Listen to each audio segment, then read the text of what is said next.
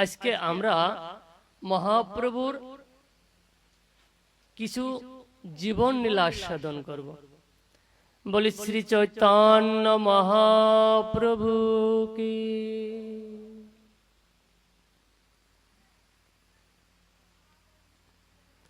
সর্বকে সর্বদাই সবাই ঐক্যবদ্ধ হও।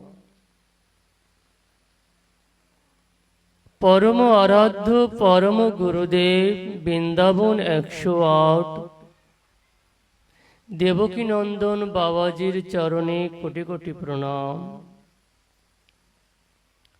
প্রণাম জানাই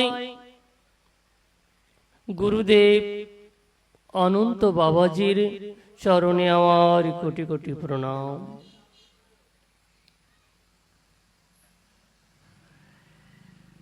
কলিযুগ পাবন অবতার, অবতারেরও সার।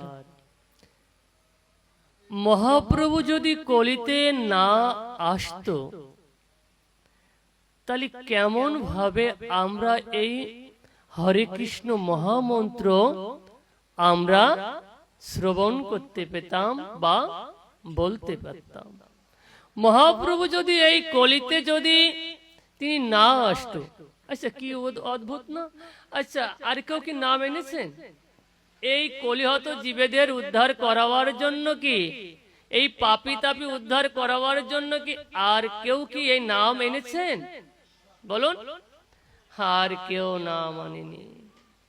তাই আমার গৌরাঙ্গ মহাপ্রভু দ্বারে দ্বারে যে কৃষ্ণ নাম বিলিয়েছিলেন, কৃষ্ণ নাম বিলিয়েতে যে প্রচার করতে যে আঘাত প্রাপ্ত হয়েছিলেন, তবু নাম ছাড়ি নাই। নিত্যানন্দ প্রভুকে যখন জগাই মাথায় মেরেছিল কলসির কানাই দিয়ে, বলেছিল মেরেছিস কলসির কানাই, তা বলে কি প্রেম দেব না? নিত্যানন্দ হচ্ছেন আমাদের গুরুদত্ত। তো এই নিত্যানন্দ প্রভুকে যখন মারলেন তখন মহাপ্রভু আর থাকতে পারি নাই। আচ্ছা বলুন তো, এই জগতে যদি কারুর পিতার সন্তান যদি মার খায় তাহলে বাবা কি ঘরে বসে থাকতে পারে? কেন? বলে আমার পুত্রকে মারছে, তাহলে আমার তো ছুটেই যেতে হবে, প্রতিবাদ তো আমাকে করতে হবে।